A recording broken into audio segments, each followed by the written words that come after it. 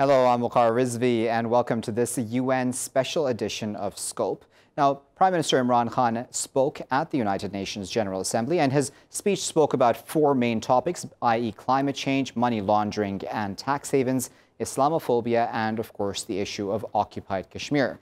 We're going to now play, specifically, points 3 and 4 of his speech, that of Islamophobia and occupied Kashmir, and the conversation thereafter will be about those two specific topics.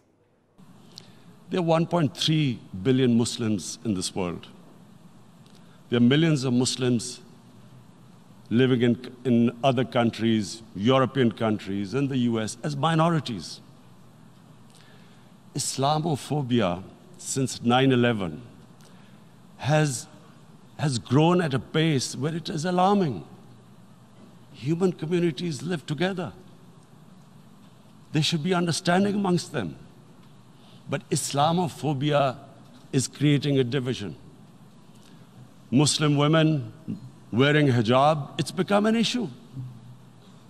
It's become an issue in some countries. Hijab is some sort of a weapon. A woman can take off her clothes in countries, but she can't put on more clothes. How is this happening? Because of Islamophobia. And how did this Islamophobia start? After 9/11. And why did it start? Because certain Western leaders equated terrorism with Islam. Islamic terrorism. Radical Islam. What is radical Islam? There is only one Islam, and that is the Islam we follow of Prophet Muhammad sallallahu alaihi wasallam. There is no other Islam. Radical Islam, Islamic terrorism, what message did they send to people in the West? And why is there Islamophobia? How is a person in New York, in the Midwest, in the US, in European capital, how is he going to distinguish between who is a moderate Muslim and who's a radical Muslim? Because terrorism has nothing to do with any religion. This Islamic terrorism, Islamic radicalism, and sadly used by leaders, this has been the main reason for this Islamophobia. And it has caused pain amongst Muslims. We in Muslim countries watch this Islamophobia traveling abroad, and it's getting worse. And may I just say, Mr. President, that in European countries, it is marginalizing Muslim communities. And we all know that marginalization leads to radicalization. Some of the people who ended up as militants in Syria and other places were from marginalized Muslim communities. And my point here is that we must address this issue. I'm sad to say that we Muslim leaders have not addressed this issue either. After 9/11, when this thing came about war against radical Islam, rather than Muslim leaders trying to explain to the West that there is no such thing as radical Islam, in all human communities, they are radicals. They're liberals and rest are moderate. All human communities, Christians, Jews, everyone has it. But Islam is not radical, neither Judaism, neither Christianity, neither Hinduism. No religion preaches radicalism. The basis of all religion is compassion and justice, which differentiates us from the animal kingdom. But unfortunately, the Muslim leadership was so scared of being called radical Islam that all of them became moderates. In Pakistan, we were in the eye of the storm, and our government coined a phrase called enlightened moderation. No one knows what it meant, but everyone started putting on Western suits that they were moderates, started speaking. Even those who didn't know English would speak English because they were moderates. No one had a clue what it was, because we, in the Muslim world, did not explain to the West that there is no such thing as radical Islam. One of the reasons why after 9/11, Islam was supposed to be equated with terrorism was suicide attacks. Because the 9/11 bombers did a suicide attack, all sorts of theories came up that the Muslims are involved in suicide attacks because they will get virgin in heavens. Some came up with, what about women, suicide attackers? So this bizarre thing happened. No one explained. Suicide attacks and Islam were equated. No one did research that before 9/11, the majority of suicide attacks in the world were by Tamil tigers, who were Hindus. No one blamed Hinduism, and quite rightly. What has Hinduism got to do with what desperate people were doing in Sri Lanka? In 1989, this book was published, maligning, insulting, ridiculing our Prophet Muhammad sallallahu alaihi wasallam. And there was a reaction in the Muslim world. The West couldn't understand what was the problem. Because in the West, because I have spent so much time in the West, religion is perceived completely differently. They don't look upon religion like we do. And so, Islam was supposed to be an intolerant religion. And Islam took a real beating 30 years ago. I still remember it became a watershed. And every 2 or 3 years, someone would malign our Prophet, peace be upon him. There would be a reaction by the Muslims. And again, it was Islam, an intolerant religion. Again, this time, I blame a certain section of the people in the West who deliberately provoked this, knowing the impact it would have. But the majority of the people in the West didn't understand. This is where, again, Muslim leadership let the Muslims down. We should have explained to them what our Prophet, peace be upon him, means to us. So in 1 minute, I'll try and explain what he means to us. Our Prophet was the witness to the divine book, the Holy Quran. The Holy Quran is the book of guidance for Muslims, and the Prophet's life was living the Quran. He was an example of what the Quran guided us to be. So he is the ideal we all try to get to. The Prophet created the state of Medina, the first state in Islam.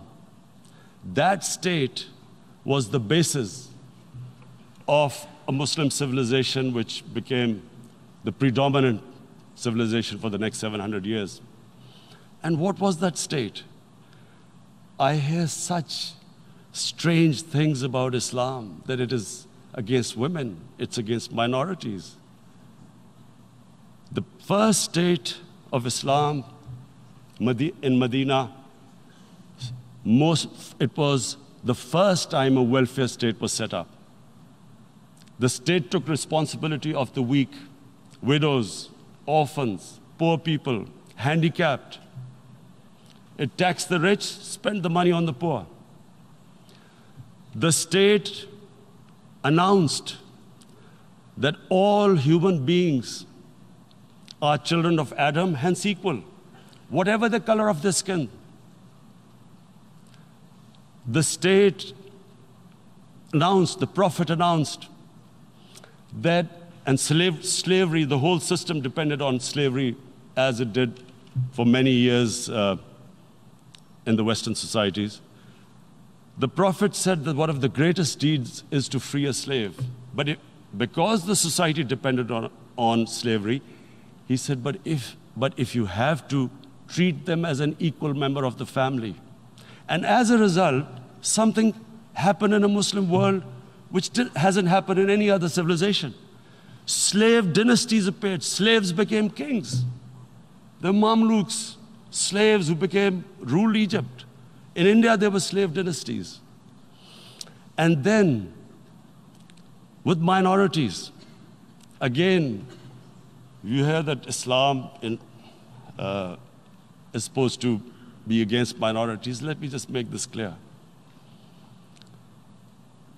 In Islam, the Prophet announced that everyone was free to practice his religion. It was a sacred duty to protect the places of worship of all religions. He announced that every person is equal in front of law, whatever his religion or his color. And this incredible case, and I always quote this, that the fourth Khalifa, the head of state of Medina, he lost a court case against a Jewish citizen. So, number one, it showed there was a rule of law, no one was above law. And number two, that a Jewish citizen was an equal citizen. So, Mr. President, when a Muslim society is unjust to its minorities, it is going against the religion of Islam and our Prophet, peace be upon him. And now, the number fourth point, Mr. President, and this is the most critical point, is the reason why I especially came here. It is about what is happening in Kashmir. Before I go on this, I want to make one thing clear, that when we came to power, my first priority was that Pakistan would be a country which will try its best to bring peace. We had been through this war on terror.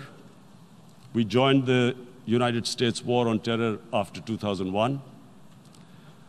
And Pakistan went through one of its worst periods where 70,000 Pakistanis died and over 150 billion was lost to our economy. And Mr. President, I opposed the war because in the 80s, Pakistan had joined the Western countries in what was the freedom struggle then in Afghanistan against the Soviets. And it was funded by the Western countries. These Mujahideen groups, which were treated in guerrilla warfare, were trained by Pakistan Army, funded by the Western countries, and especially US, and they waged what was a freedom struggle in Afghanistan. The Soviets called them terrorists. We called them freedom fighters. 1989, the Soviets retreated. The Americans packed up and left. Pakistan was left with these groups. Come 9/11, Pakistan joined the United States in this war on terror. And now our government was supposed to, the reason why I opposed joining this war, because here we had indoctrinated them in jihad, meaning freedom struggle against foreign occupation. Now, because we had joined the US, and the US had occupied Afghanistan, now we were supposed to tell them that, no, this is not freedom struggle and jihad, it's terrorism. So that's why I tried to tell then government that, stay neutral because you will have leverage over them. You will be able to control them, but if you join them, you become collaborators and they will attack you, which is what happened. They turned against us. We went through a nightmare. 70,000 people killed in a war we had nothing to do with. No Pakistani was involved in 9/11. Taliban were in Afghanistan. Al-Qaeda was in Afghanistan. What had we to do with it? 70,000 Pakistanis died. So when we came to power, we decided that we would dismantle what was left of these groups. And this decision was taken not just by us, but by all the political parties in Pakistan. Unfortunately, they didn't implement it. So we came to power, we decided to implement it, and we dismantled whatever was left of the groups.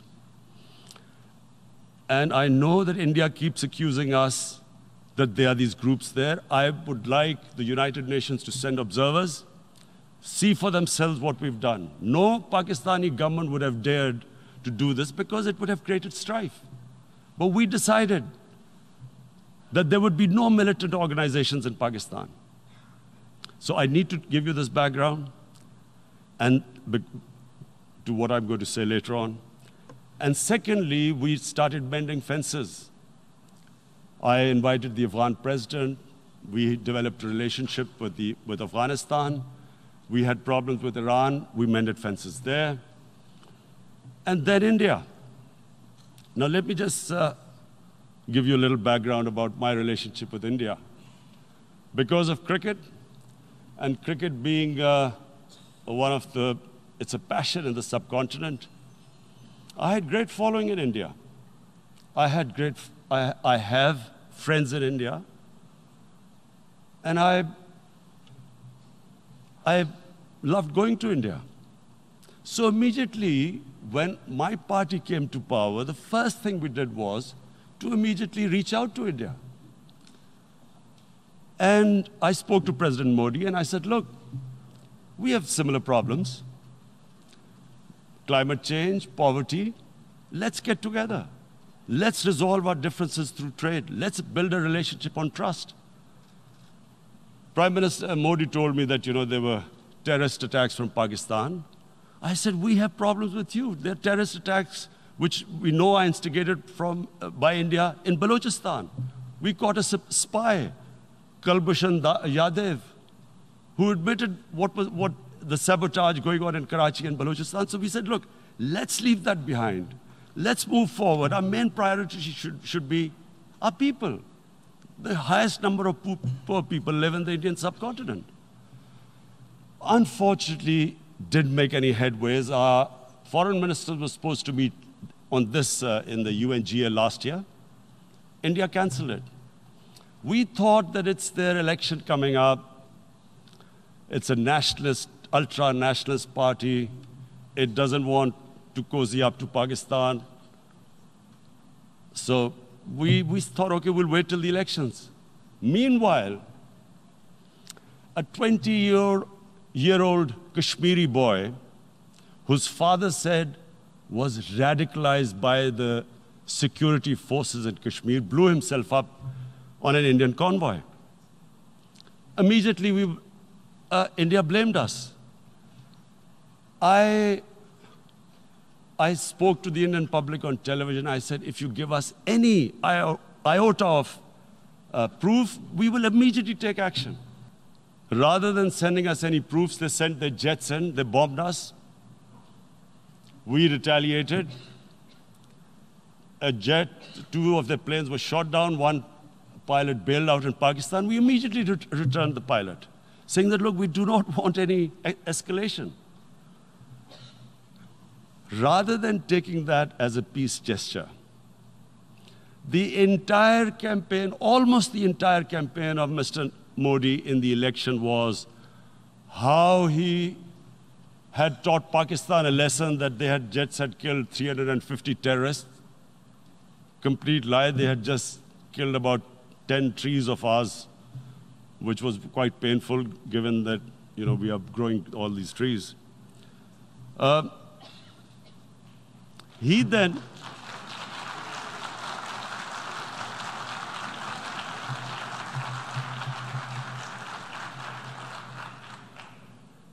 the election campaign, Mr. Modi used words like, this is just a trailer, the movie is about to start. I went into Pakistan and taught them a lesson. This was the election campaign. Okay, so we thought, us politicians make all these statements to win elections. So, okay, after elections, we'll get back to our normal relationship. Well, the moment the elections ended, we approached India, no response, but then we discovered they were trying to push us in the FATF blacklist to bankrupt us. That's when we realized there was an agenda. And that agenda became obvious on the 5th August when India went against 11 United Nations Security Council resolutions, which say that Kashmir is a disputed territory and the people of Kashmir have the right of self-determination. They went against that. They went against Simla Accord, which is about bilateral, sorting out our differences through bilateral means, went against that. They actually went against the Indian Constitution. Illegally, they revoked Article 370, which gave Kashmir the special status. They got an extra 180,000 troops there. Total number of security forces in Kashmir now are 900,000. And they put 8 million people of Kashmir under curfew.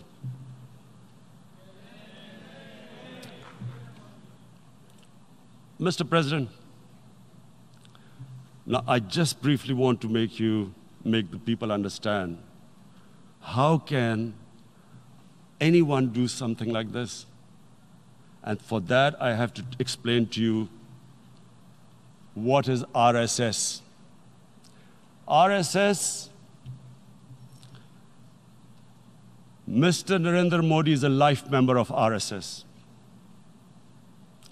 RSS was an organization that was inspired by Adolf Hitler and Mussolini, came about in 1925. They believed in racial purity, racial superiority. They also believed they were an Aryan race like the Nazi believed they were an Aryan race. All that I'm saying can be verified. This is the time of information revolution. You can Google all this, what I'm saying.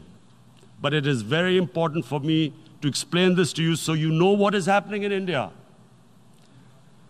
This RSS believed in the ethnic cleansing of Muslims from India. At one point, there was racial superiority of the Hindu race.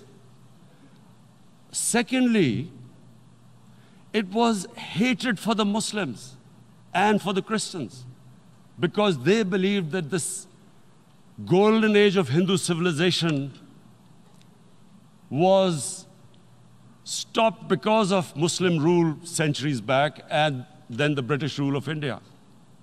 So it was racial superiority and hatred for Muslims and Christians. This is openly stated. You look at the founding fathers of RSS, Golwalkar and Savarkar. Just Google them and you'll find out.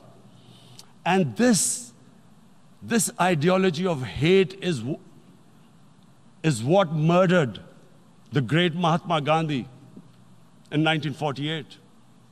It was this ideology of hate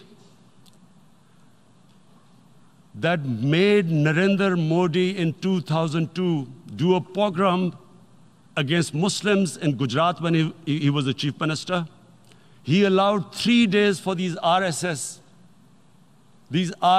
goons who were inspired by the Hitler brown shirts. They actually wear brown shirts. This RSS, the Congress Home Minister gave a statement that in RSS camps, terrorists are being trained. And these terrorists butchered 2,000 Muslims and 150,000 Muslims were made homeless. Narendra Modi could not travel to the US because of that. And I need to make you understand this background before I explain to you that what sort of a mindset would lay siege to 8 million people with 900,000 troops. Women, children, sick people, locked in as animals. In fact, of what I know of England, if 8 million animals were locked in, the RSPCA would have made a lot of noise about it. These are human beings.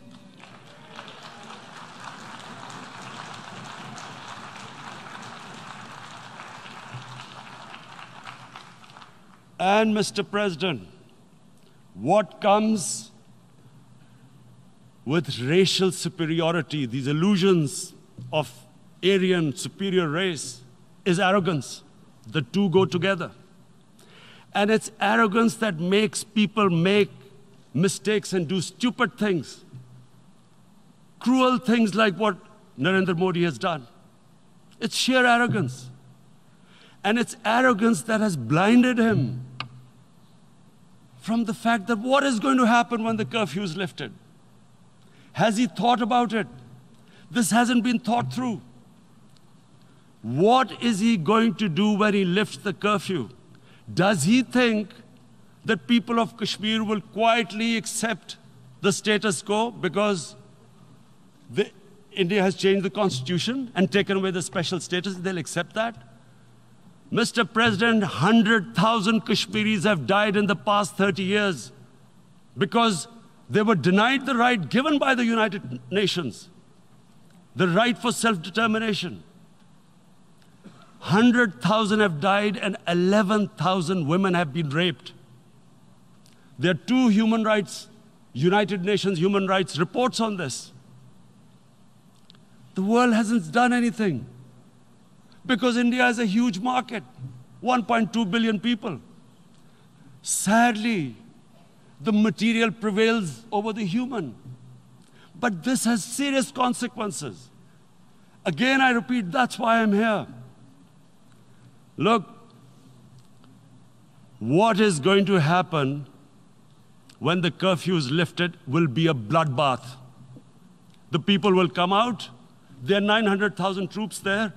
They haven't come to, as Narendra Modi says, he's done this for prosperity of Kashmir. This is supposed to be for the development. These 900,000 troops, what are they going to do when they come out? There'll be a bloodbath. Has he thought it through what happens then? Mr. President, has anyone thought that what happens when there is a bloodbath? What do you think the impact will have on people of Kashmir? What do you think they will think? The way they have been boxed in their houses, treated like worse than animals, no rights. Thousands of all the political leadership has been arrested, taken out of Kashmir. Even those Kashmiri leaders who were pro-India have been taken out. 13,000 boys have been picked up and taken to God knows which destinations. So what do they think? What will the people of Kashmir do when they lift the curfew? They will be out in the streets. And what will these soldiers do? They will shoot them. They've already used pellet guns, blinded young boys. In the last 6 years, the 5 years, the oppression that has gone on in Kashmir. And so, Kashmiris will be further radicalized. Mr. President, there will be another Pulwama. And guess what? India will blame us. They're already blaming us. They're saying all this is happening because of Pakistan. One of their defense ministers said, there are 500 terrorists lined up on the border to go in. Why would Pakistan send 500 terrorists when there are 900,000 troops? What impact are they going to make? What will they do? And don't we know that the moment there is some terrorist attack, all that will happen is there'll be further cruelty and oppression of the people of Kashmir. We will just give the 900,000 troops to further crush the people of Kashmir. And then we'll give the Indian government an excuse that, look, Pakistan is a terrorist state, and this mantra that has gone on, Islamic terrorism. The moment you use this catchword, Islamic terrorism, the whole world turns away. No one talks about human rights. You can do whatever you want, which is what has happened in Kashmir, because they keep using this word, Islamic terrorism. And this is what they're doing right now. What do we benefit from further increasing the cruelty on the people of Kashmir? And why would we want this? But there is no other narrative left for India. As as when they lift the curfew, whatever happens, Pakistan will be blamed, and there is always a danger of another Pulwama. They might come and bomb us again, and then another cycle might start. And what does Narendra Modi think that 180 million Muslims of India are thinking right now? Aren't they watching these Kashmiris stuck inside for 55 days they've been stuck in? Aren't they watching? What do you think? Don't you think that the Muslims will be radicalized in India? And I'm talking about 180 million people. And when they get radicalized, there will be some incident in India somewhere down the line. Again, we will be blamed. And I'm warning you right now, again, we will be blamed. And Mr. President, what about 1.3 billion Muslims who are watching this? And they know that it is only happening in Kashmir because they're Kashmiri Muslims. This is not happening to Kashmiri Hindus. They know that this is happening because of their religion. So what do you think they will be thinking? What do you think the Jewish community would think if there were, forget 8,000 Jews stuck like this? What do you think Europeans would think? What do we think? I mean, any human community, if their members are stuck like that, what do you think they will think? Are we a children of a lesser God? Is it not going to cause us pain? And then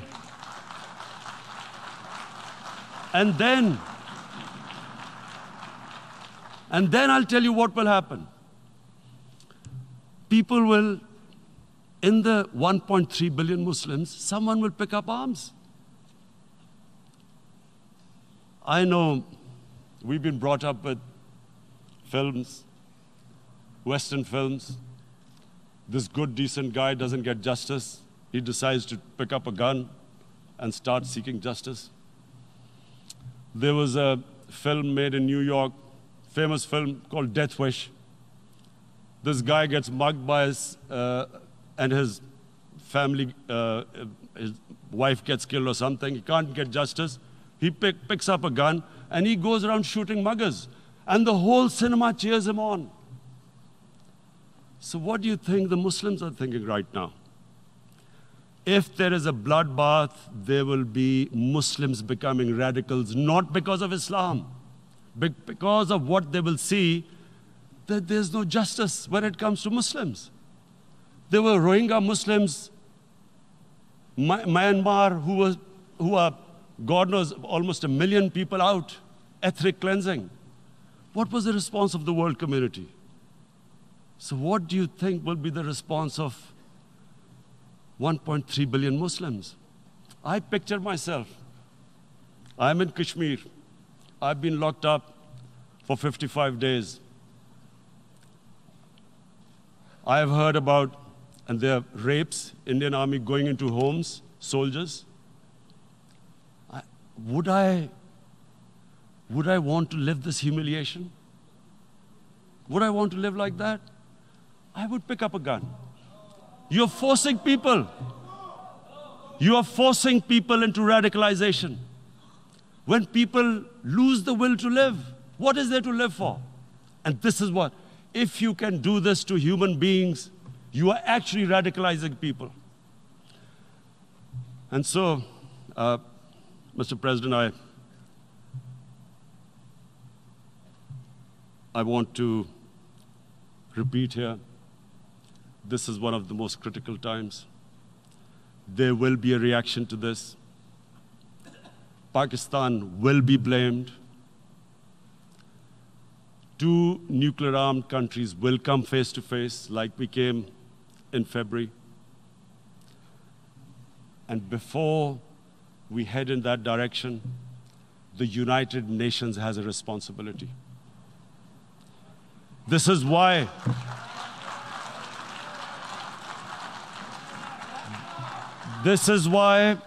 the United Nations came into being in 1945. You were supposed to stop this happening. I feel we are back to 1939. Munich, Czechoslovakia has been taken, annexed. What is the world community going to do? Is it going to appease a market of 1.2 billion, or is it going to stand up for justice and humanity?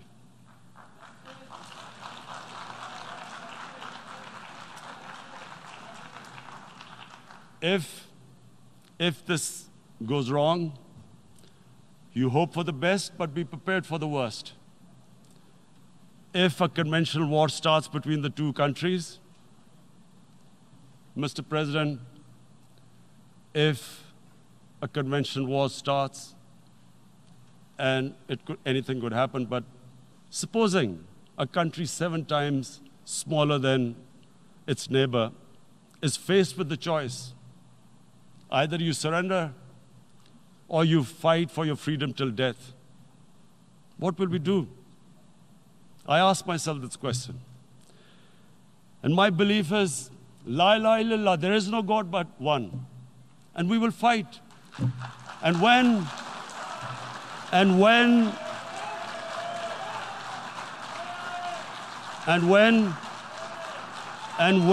a nuclear armed country fights to the end, it will have consequences far beyond the borders. It will have consequences for the world, which is why I repeat I'm here. Because I'm warning you, it's not a threat. It's a fair worry that where are we headed? And I've come here to tell the UN, you've got to, this is a test for the United Nations. You are the one who guaranteed the people of Kashmir the right of self-determination. They are suffering because of that. And this is the time. This is the time to take action. And number one action must be that India must lift this inhuman curfew, which has lasted for 55 days. It must free all political prisoners, and especially those 13,000 boys that have been picked up. Parents don't know where they've disappeared. And then the world community must give the people of Kashmir the right of self-determination. Thank you. And that was Prime Minister Imran Khan of Pakistan speaking there quite passionately at the United Nations General Assembly, speaking, of course, about climate change as well as corruption, Islamophobia, as well as especially about Kashmir. He said he came especially to the United Nations General Assembly to speak about Kashmir this year especially. And to discuss that further, firstly, we're going to go to our correspondent, Nick Harper, who is joining us from New York. Nick, quite a wide-ranging speech, certainly, by the Prime Minister of Pakistan. But firstly, tell us about the protests that have been taking place, the grassroots protests, that is, vis-a-vis occupied Kashmir. Yeah, certainly a lot to get through in that speech. It was a very long speech from the Prime Minister. But while all of that was taking place, very large protests are taking place just a block away from the United Nations in the UN Plaza, a big area of the city that is set up in many ways to be able to be used as a protest zone during the United Nations General Assembly. On my way here this morning, people were already beginning to line up, many people, perhaps into the hundreds, all there to protest against Prime Minister Modi's speech and to protest against what's taking place in Kashmir at this time. And so let's talk then, Nick, as well about the kind of reception that Prime Minister Modi has received in the wake, of course, of what's been taking place there in occupied Kashmir, and of course these protests, because it's not just been in New York, right? It's been a number of places across the United States, and of course in Houston as well, where Modi spoke. Just to give us an overview about the grassroots movement, if you can, that went into arranging this and how wide-ranging this has been. That's right. I mean, we have seen during the course of this last week a number of different protests spring up across the United States against Prime Minister Modi. You mentioned what happened in Houston. That was last Sunday, the Howdy Modi rally that was taking place, arranged by the US President Donald Trump. About 50,000 people filled a sports stadium there to listen to Prime Minister Modi speak. 50,000 Indian American nationals here in the United States passionately behind the Prime Minister Minister's message. But of course, that was one side of the story. Outside of that sports stadium, there were also protests taking part in the city of Houston. People vehemently against what Prime Minister Modi was saying inside and his treatment of Kashmir. That was just one example of the protests that have grown up during the course of this week, really led by grassroots movements that we do see time and again here at the United Nations. Even last year, before Kashmir became such a tinderbox in the course of the last 6 months or so, there were those anti-Modi protests taking place here in New York. So it's something that happens each year, but I guess this year we're seeing it on a much greater scale and perhaps more in a more organised sense as well. The fact that they've been able to mobilise in different cities across the United States over the course of the last week. Very well, Nick. We appreciate, of course, your reporting. Let me now bring in our guests, our expert panelists who are joining us to discuss Prime Minister Khan's speech a bit further, and of course, the situation in occupied Kashmir, as well as, of course, that was the main focus of his speech, as he himself said. We're now joined by Dr. Farhan Mujahid Chak, who is the Secretary General of Kashmir Civitas, an international civil society organization that advocates for the right to self-determination for the people of Jammu and Kashmir. He is joining us now from Doha, and joining us from Washington, D.C. is Zaman, who is a journalist and anchor with Voice of America. Sara and Farhan, thank you both for joining us. Sara, I'd like to start with you. Quite a passionate speech, of course, by the Prime Minister, speaking in great detail about the situation in occupied Kashmir. What did you make of him describing, essentially, the situation in Kashmir in great detail and the importance of outlining that for the international community? I think if I were to use one word for the entire speech, and especially the part regarding Kashmir, I would use the word clarify and let the world know what is going on and what could be the potential of this conflict that is right now between India and Pakistan. It's not in the shape of an all-out war right now, but he basically let the world know that if this were to turn into a conventional conflict, a conventional war, that given the fact that Pakistan is also a nuclear country, this could have terrifying repercussions for the rest of the world. So I think this really looked like an attempt by Prime Minister of Pakistan to let the world know that this is not just a conflict, this is not just a problem that's going to affect Pakistan or India. This is not anymore just a bilateral issue, but this is an issue with consequences for the rest of the world. Because when we look at India's policy regarding Kashmir issue, it's always that it's our internal issue, or at the most it's a bilateral issue and we want to discuss it only with Pakistan. We're not going to really accept a third-party mediation. That has pretty much been India's stance, and Pakistan's position consistently has been to get the international community involved. So this was one attempt by Prime Minister of Pakistan on a grand scale to try to bring in the international community and see what they could do. The question, however, remains whether the international community would respond in a way that the Prime Minister of Pakistan would like. But at least on this stage, he did. And on that point, in fact, Sara, I want to put that to Farhan, because for Prime Minister Khan, they're quite passionately essentially asking the United Nations and telling the United Nations it hasn't done its part, that those resolutions have been in place for decades about the right to self-determination for the people of occupied Kashmir, but they haven't been given that right to determine themselves, their future. What do you make of that and the importance, again, of him putting the onus back on the UN and the international community? Thank you, Waqar. I think you're absolutely right. I would word it a little differently. I would say that rather than asking the UN, Prime Minister Khan was demanding that the United Nations live up to its obligations in regards to the people of the disputed territory of Kashmir. He was demanding it, and he was reminding them of the consequences if they do not fulfill their obligations to these people. Then what was the whole purpose behind the creation of the United Nations if it was not to prevent war, not only on a massive scale, but even in a smaller level? That was the purpose behind the United Nations. So I think his, in a way, emphasis on what the United Nations' role and responsibility must be was brilliantly taken. And not only that, I have yet to see a spokesperson for the Kashmiri people so impassioned and in front of the entire world speak so courageously about the issue of Kashmir as Prime Minister Khan did today, especially as he continued to go on, excluding the initial entry and leaving applause. He had a total of 9 applauses 9 on critical issues. So he has clarified, as Sabah has said, absolutely right. He has explained the radical ideology, the arrogance of the Indian government, the crimes they are committing, and the consequences of what will happen if the international community does not act. And I want to continue to talk about this internationalization of the Sada, because it's interesting when Modi spoke, Prime Minister Modi spoke, he didn't even actually mention occupied Kashmir at all. I mean, I imagine for him and the RSS and his government, they would like all of this to just be, ignored, as Prime Minister Khan in fact said.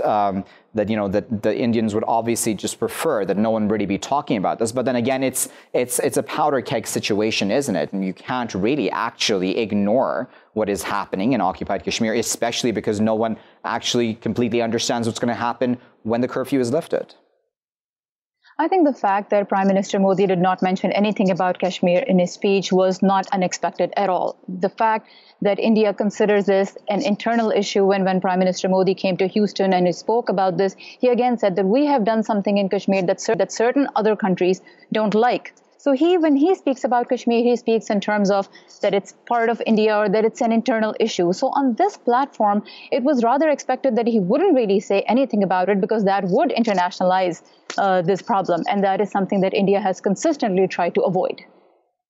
Okay, so let's also talk about a related, in fact, Farhan, which is Islamophobia, because, in fact, Prime Minister Khan said that, the ideology of RSS is an ideology which is against minorities, and obviously we can include the very large population of Muslims in mainland India as well, and their abuse and atrocities that they suffer quite often. In fact, we've seen cow lynchings, and we can obviously talk about a very long list of atrocities that they suffer on a regular basis. What do you make of his talk of Islamophobia since 9/11? Again, putting into context the fact that Islam has been incorrectly targeted ever since 9/11. I think it's absolutely crucial. It's something very real and concrete that is happening throughout the world. Islamophobia is not a myth, it's a reality. And by bringing in the RSS ideology and it's the manner in which Islamophobia is embedded within that racist, fascist ideology, I think it gave a lot of clarity to people who are wondering what's behind it. Now, I would add something else, Waqar, I think is fundamentally important, not only just for the people listening or for the world community, but even for Pakistanis themselves to understand this. Deeply embedded in this Hindutva ideology of Islamophobia is also cultural appropriation.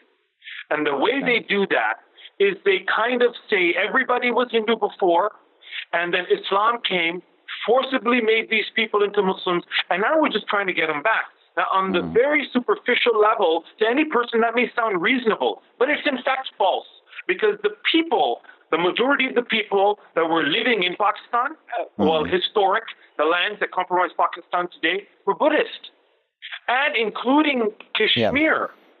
So this false narrative has been used to rationalize their repossession.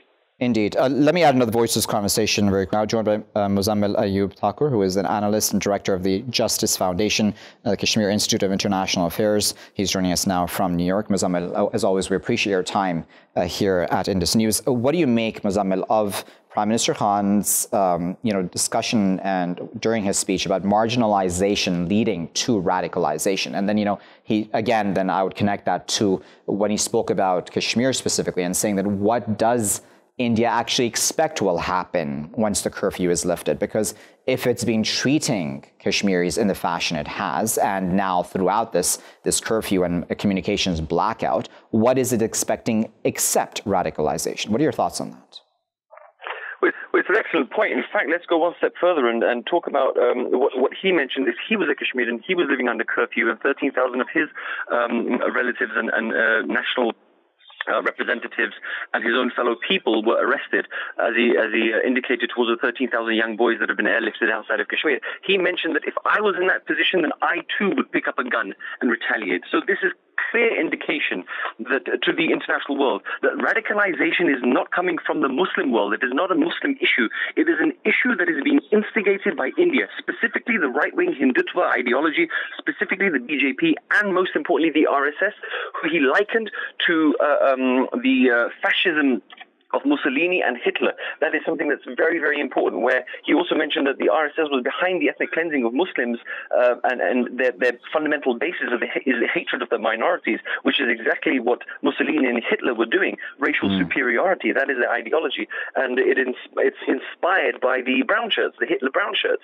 So he has made it abundantly clear that anything that is going to happen is going to be done by the indigenous population of Kashmir and not instigated by Pakistan, but directly instigated by the Indian government and their policies. I also want to mention the fact that Bipin Rawat in 2017 made it abundantly clear that he would prefer people to use guns and bullets against the Indian army instead of the pellets. Sorry, not the pellets, instead of the stone pelting. And the reason was that then they would not be criminalized. The Indian government would not be criminalized for using weapons against civilians. Right. At least if they were carrying weapons, then they would be able to react in kind. And that's the kind of ideology that we're fighting against. Okay, so we're trying to get a range of voices, of course, and we're now joined by Major General Ijaz Awan, who's an analyst, and he's joining us now from Islamabad. General Awan, as always, we appreciate your time. Sir, what do you make of Prime Minister Khan and the connection he made, essentially, between Islamophobia and, hatred of Islam, really, since 9/11, and then he connected that to the RSS ideology as well? That's an important connection to make, isn't it? And then, of course, his warning, really, about how marginalization and the mistreatment, the continuing abuses placed upon the occupied people of Kashmir, that will only really lead to a powder keg situation. I think it was a very comprehensive speech by the Prime Minister of Pakistan. He addressed the two major issues that are concerning the Islamic world and the people of the region, and in particular, the people in Kashmir. Throughout the world, 1.5 billion Muslims are facing this Islamic phobia reaction. Islamophobia by the Western world, and reaction comes to the poor Muslims, because everything and anything that happens across the world, any act of terrorism, any reaction to any injustices by anyone, the immediate narrative that is developed and talked about is Islamic reaction, Islamophobia, Islamic terrorists. Unfortunately, the President of the United States also talked of radical Islam and threats by the radical Islam. So I think Prime Minister very rightly pointed out, as this the largest forum in the world, that please do not relate terrorism to any religion. No religion in the world. He did not single out anyone. He said no religion in the world teaches extremism or terrorism is not related to any religion in the world. He gave the example of Tamil Tigers, the maximum number of suicide attempts by them. He said, even then, I am not saying Hinduism has got to do something with the terrorism. It is the individual political reaction because of the deprivation, of feeling of deprivation that comes. Second issue he highlighted. Yes. General Awan, I do apologize. I'm going to interrupt you just because I apologize. I only have 2 minutes left, and I wanted to give Sara and Farhan just a minute each, if I can, to just get their final words. Sara, very quickly, if you can, just tell us about the clarification and the context that Prime Minister Khan placed on Islamophobia. That's also important, isn't it? In regards to how many people would say double standards are placed, and how if a Muslim commits a crime, then it's placed on all of Islam's shoulders. Right. It's absolutely important. And what he said was something that a lot of people in the Muslim world do agree with. But I think the point also that we need to keep in mind here is that terrorism becomes a problem mostly when it crosses borders. When he gave the example of Tamil Tigers, that situation was very much contained within Sri Lanka. So the big thing that Pakistan needs to keep its eye on as far as the global community is concerned is, one, giving space to any of these elements that are engaged in any terrorist activities against any other country. It could be any country. So I think it was interesting. It was valid to make that point that he did, but it also has to be backed up with actions. And that is what the international community usually focuses on when it looks at Pakistan. Yeah, Okay, I'm going to have to actually leave it there as our final word. I do apologize to Farhan. We'll try to, of course, have you all back on to continue this conversation at a later time. But, of course, we appreciate all of you for your time and insight today. That was Farhan, Major General Ijaz Awan, as well as Zaman and Muzzammil Ayyub Thakur, who was speaking to us about Prime Minister Khan's speech. Viewers, as I said, he got through 4 topics: climate change, money laundering, tax havens, Islamophobia, and most importantly, as he said, Kashmir as well. We'll, of course, keep a very close eye on that here at Indus News. Thanks for watching Scope.